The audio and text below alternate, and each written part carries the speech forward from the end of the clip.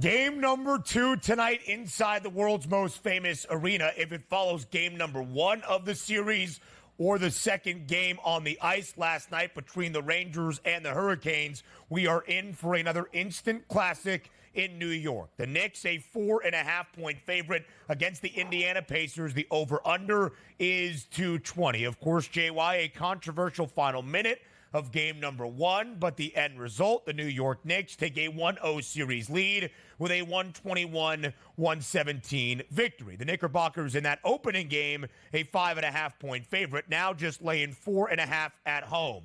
If the New York Knicks are playing in a playoff game, it is going to be close and probably decided in the final few minutes of the fourth quarter. Will we see the same tonight inside MSG? That's the Knicks recipe. The Knicks recipe is make it a 48-minute street fight and hope that our guys are tougher than yours. And I think that's the key. And I think that's the interesting thing, because I know that last 2-minute report came in. I'm going to just say this really quick. NBA, the Knicks are involved. It's either give me a full 48-minute report or no report at all, because I want people to understand that over the course of a game, referees miss so many calls that you think it's in the 2 minutes. No. It's the 46 before that, too. So that's my little plug for the 2-minute report. Now, onto the game. Yes, this is going to be tight, Ben. And it's because that's the way the Knicks play, because they don't have, let's be honest, the offensive firepower to just blow teams out. They have to play games close to the vest. They have to play games close and hope that their experience and their toughness wins out. Indiana, I don't think they change their recipe, Ben. I think they make this a track meet. I think they want to get this up and down. Now that Mitchell Robinson is now out with the ankle injury for 4 to 6 weeks, now Precious Achiuwa comes in. Now they're definitely really not going more than 7. If it's 8, it's Alec Burks. If it's 9, it's Jericho Sims. Oh, Lord have mercy. Knicks fans, we may not want to go there. So for that being said, if I'm Rick Carlisle, I'm pushing the pace. Over 220 was I forget the number, I think 217 and a half or something like that was game number 1. 220? Yeah. Right? 6 of the last 7 games, Ben, have gone 230 plus. Rick Carlisle's not going to change what he does. Take over 220 in the game tonight. Yeah, I do like that, because I do think it's going to be a little bit more wide open. And talking about guys being wide open and scoring at will, that's been Brunson here in this playoff run. Outside of being inefficient in games 1 and 2 versus the Philadelphia 76ers, which the Knicks did win on their home court, he's been flat out phenomenal. And every single time you check out the FanDuel Sportsbook, it seems like your eyes pop out of your head. Today's points prop for Jalen Brunson, 37.5 points for a small point guard. And Ben and I keep talking about this, Coach. Well, it makes sense. If you're going to shoot 25 plus times every single night, you're supposed to be in the mid-30s if you're a decent basketball player. But yet I see that number, Coach, at 37.5 and say, yeah, he'll probably get 40, but not betting it. This is one of the gravy trains I've talked about for the past few days that I haven't chipped in on. I'll tell you again tonight, Brunson's going to shoot 28 times, but I'm not going to take the 37.5 because it looks so high. Tell me I'm crazy and tell me Brunson gets into the 40s again tonight, Coach. I can't take that. I can't take that. And here's the thing, folks, is the fact that he went to the foul line so often, and I think he only did it in 26 shots or 27 shots, which is absurd that he got to 40. So I don't think he gets there tonight. If you want to look at ways to bet Brunson, maybe look at over 2.5 made threes at where you can get it right now. I think it's at minus 120, 122 right now on FanDuel. That's a way to look at it, because I think that's a way, because the fact that Jalen Brunson gets to that spot, that kill zone at the elbow, you may want to slack off him and not get them there so he gets the 3-point mark. I also think Aaron Naismith guards him, so maybe Naismith gives him space to shoot the ball a little bit. So as we'll look there as regards to Jalen Brunson. The assist prop is at, I think it's at 7.5, 8.5, 7.5 minus 148. I don't think I'd go there, because I still think he's going to get the shot volume. So to me, if you're looking at Brunson, I like the over 2.5 made threes at minus 122. That would be the bet with Brunson. I can't go there, Donnie. As great as he's been, at some point, like these are Michael Jordan numbers. He can't repeat this every game, can he?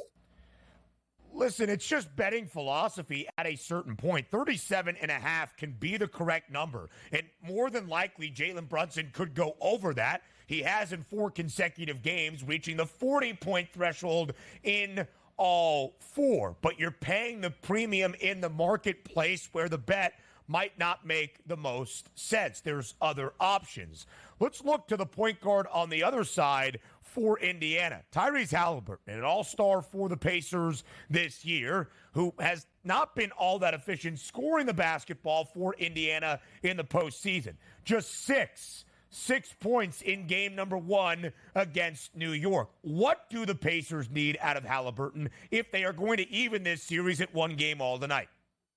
I'll tell you what, he better take more than 6-7 shots. That's for sure. And if you look at game number 1 against Milwaukee, he took 7 shots, and then the shot volume started, Ben, to pick up as he went through the series. I don't know if it's a feeling out process. I don't know if it's the fact that maybe he wants to get the other guys involved, but he needs to be more aggressive. And I do think, DiVincenzo gave him a little bit of fit. I wonder, I think we talked about this yesterday, I wonder if you see TJ McConnell and Halliburton play a little bit together, play Halliburton a little bit off the ball, give Nembhard a little bit of a rest, especially if Naismith guards Brunson. So to me, his points prop is 16.5. He's talking about him being more aggressive, not repeating his performance.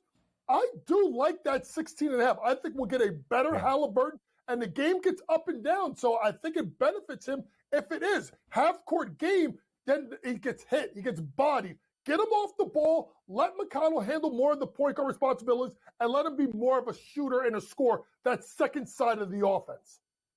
Let's take a look at those secondary players for the New York Knicks here. We know Brunson's going to bring it tonight, shooting 25-plus times. It's what he does. What I did like about the Knicks here late in that Sixers series was getting Dante DiVincenzo back into the fold and the confidence from three-point range. That included game number 1 as well. If we're looking at 2 guys tonight, that will be Dante DiVincenzo and also Josh Hart. Are there any other secondary options on the Knicks that have your opinion tonight that can have a quality ball game, Coach?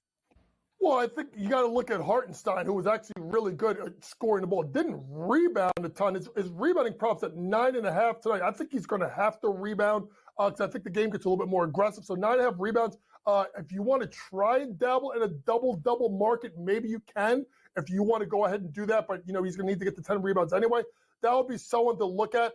As for anyone else, like Josh Hart, the guy, his rebounding prop is ridiculous, but the guy flies in like Dennis Rodman for every rebound. So, is 12.5 too high? I don't know, because he got 13 last game. So that's something to look at as well. I think when you look at this matchup, though, on the other side, I would be looking at Miles Turner. Who played really well in game number 1. Miles Turner, his 3-point prop is 1.5. It's minus 180. It's a ton. Maybe look at Miles Turner to make 3+ threes at plus 195. Here is why. If it's Hartenstein, they're going to have to save him a little bit, along with Precious. Hartenstein, more of the drop coverage. Come off the ball screen.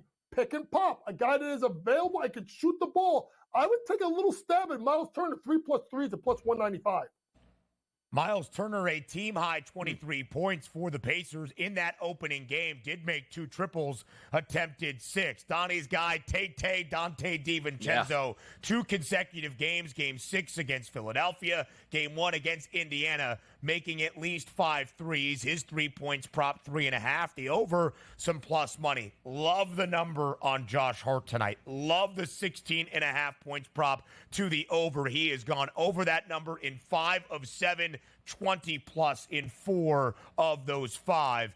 I'll tell you one name I'm not betting, Miles or Deuce McBride. He's been laying deuces for me the last 2 games from that prop component. So, JY, when all is said and done tonight, 4.5 point spread in favor of the Knicks. Do we head to Indianapolis with this series tied at 1 game? Okay, there's your answer. All right, all good. I just need to know. Yep. Guess that's it. My heart says yes. Yes. Then I heard. But my body. My body. I know that. I'll tell you what. I think Ben Stevens will be hosting Soul Train next year. He's got soul. Right.